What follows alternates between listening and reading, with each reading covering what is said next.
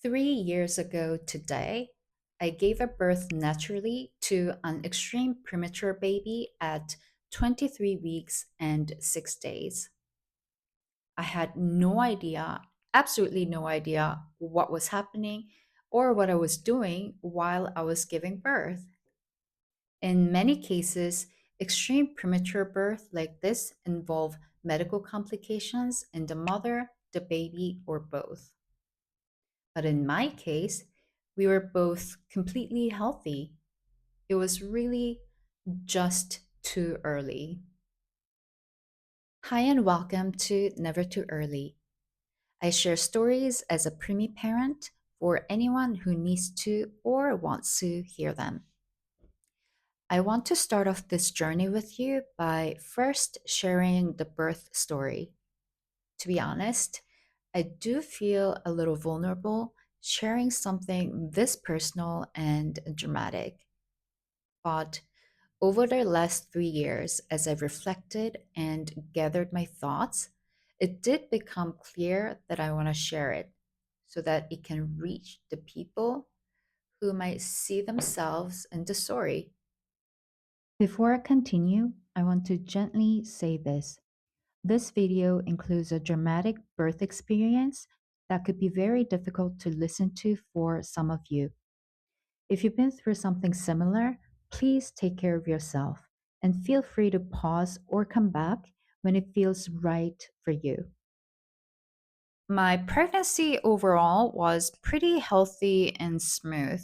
Then fiance, now husband, and I both were living pretty healthy lifestyle. So when we decided to try, we conceived right away in the first try. And overall, the pregnancy had no complications at all. The baby was on track.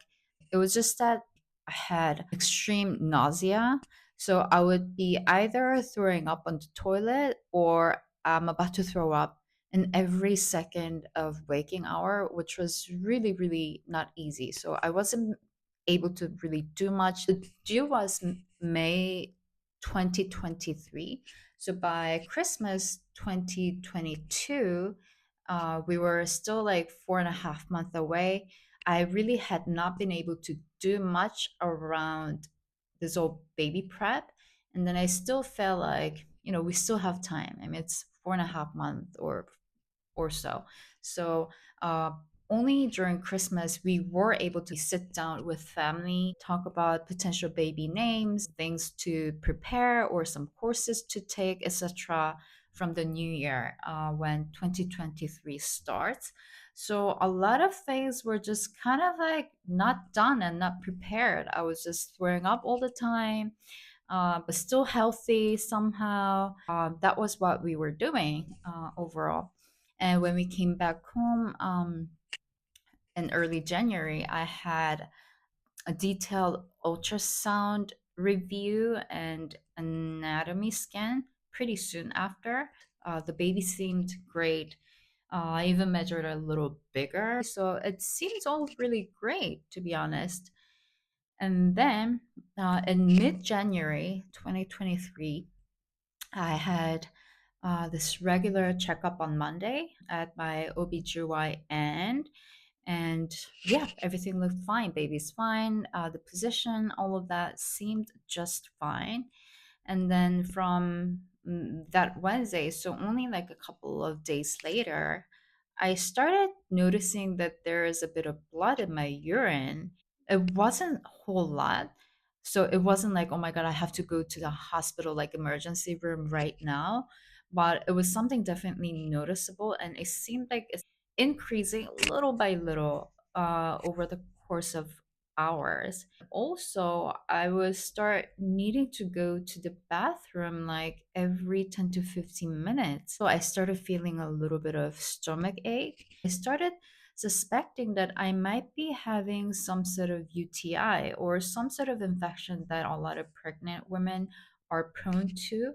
So I waited like a day and a half before I went to see my OBGYN as an emergency visit first thing in the morning. So it was Friday. We did the urine test.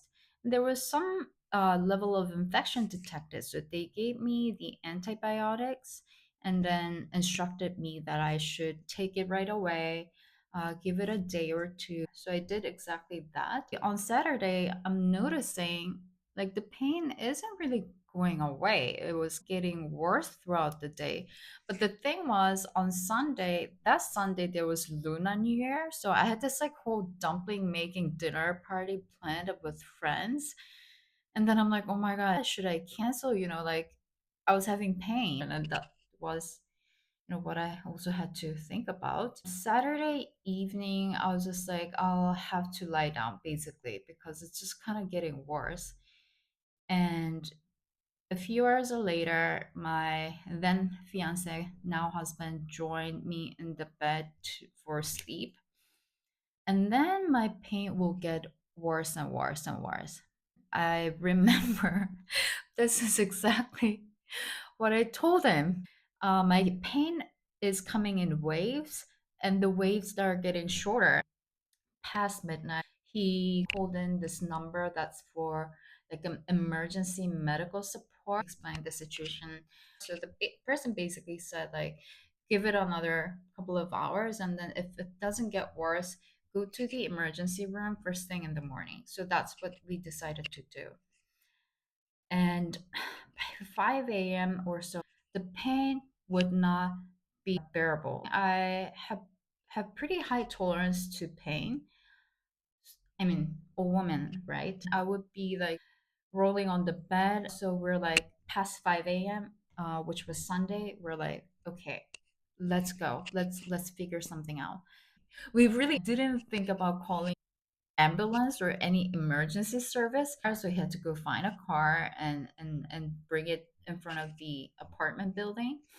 And within those 5 to 10 minutes, I actually took a shower thinking or maybe hoping that would help me with the pain. So I was like standing under the shower, even like, washing hair, everything as if it will remove the pain. I don't know what I was thinking. It was so painful that like I wasn't thinking, I guess. My now husband came back, picked me up, put me in the car.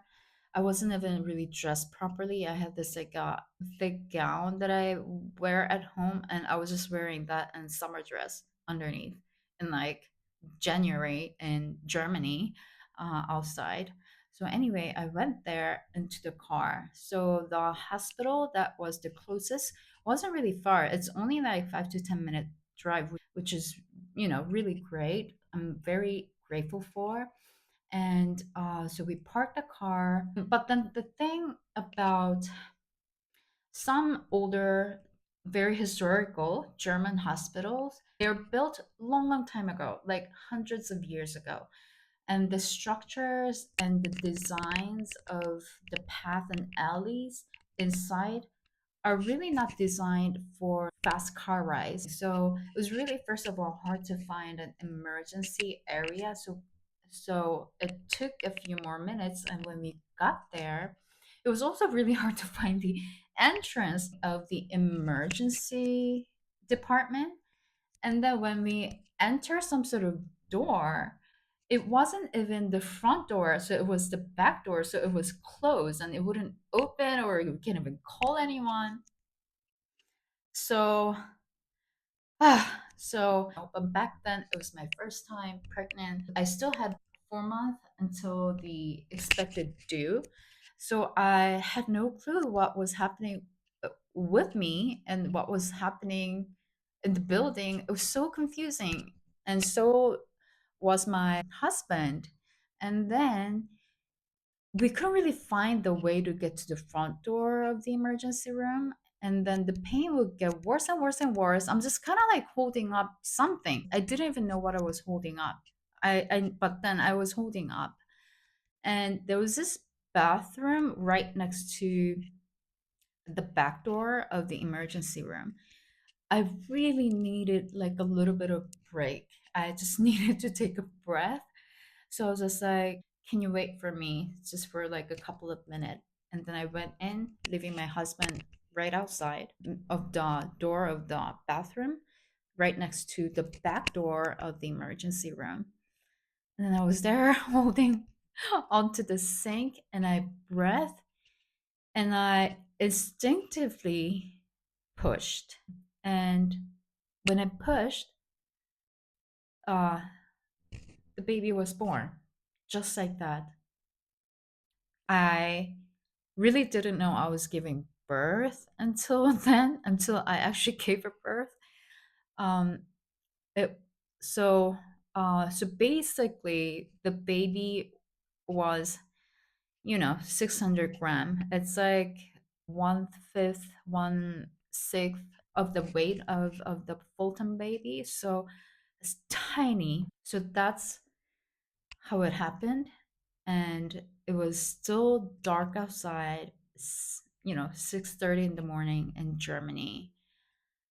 So when I opened the door, I saw my husband standing there in the dark and in the hallway, and he saw me, and he jumped with shock, and then he started running